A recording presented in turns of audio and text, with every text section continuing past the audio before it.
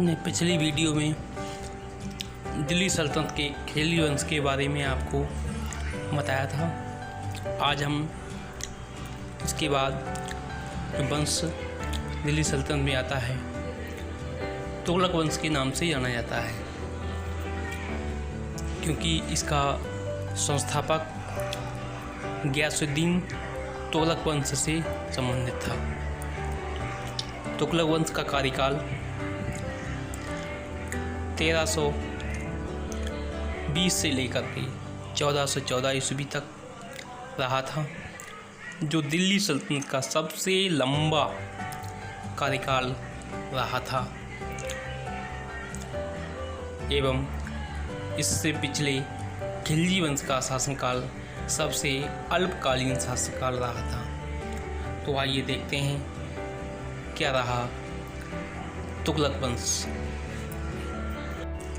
खिलजी वंश के बाद दिल्ली में तुगलक वंश का शासन स्थापित हुआ। तुगलक वंश के शासकों ने दिल्ली सल्तनत का विस्तार करके सुदूर दक्षिण तक अपना राज्य फैलाया।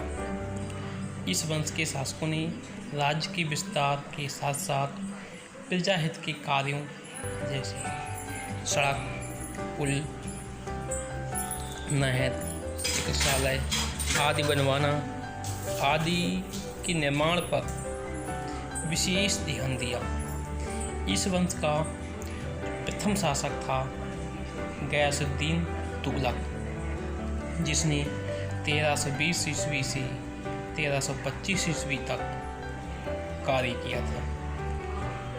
यह तुगलक वंश का प्रथम शासक गियासुद्दीन तुगलक के नाम से जाना जाता था।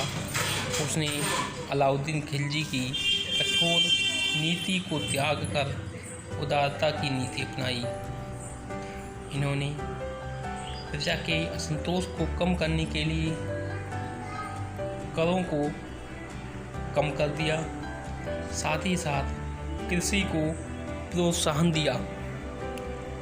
इसने अपने शासनकाल में सबसे पहले नहरों का निर्माण करवाया, जिससे सिंचाई कार्य संभव हुआ और कृषि कार्य को प्रोत्साहन मिला। मोहम्मद बिन तुगलक। गियासुद्दीन तुगलक की मृत्यु 1325 ईस्वी में हो गई थी। इसके बाद उसका पुत्र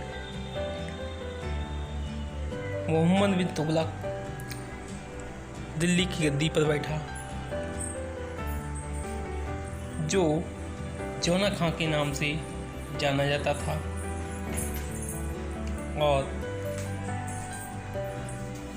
इन्होंने दिल्ली सल्तनत का विस्तार लगभग संपूर्ण भारत तक फैलाया था। इसी के शासनकाल में 1333 ईस्वी में मोरक्को का यात्री इब्न बतूता भारत आया। इब्न बतूता ने अपनी पुस्तक रेहला में भारत यात्रा का वर्णन किया है।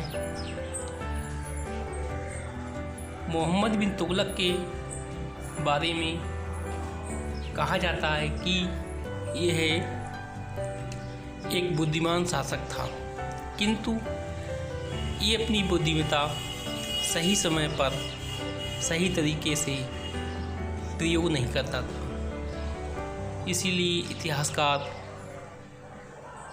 विंसेंट स्मिथ ने इसे पागल बादशाह घोषित किया था, क्योंकि इसने अपने जीवन काल में बहुत सारी योजनाएं चलाई थीं, जिनको मोहम्मद बिन तुगलक की योजनाओं के नाम से इतिहास में जाना जाता है।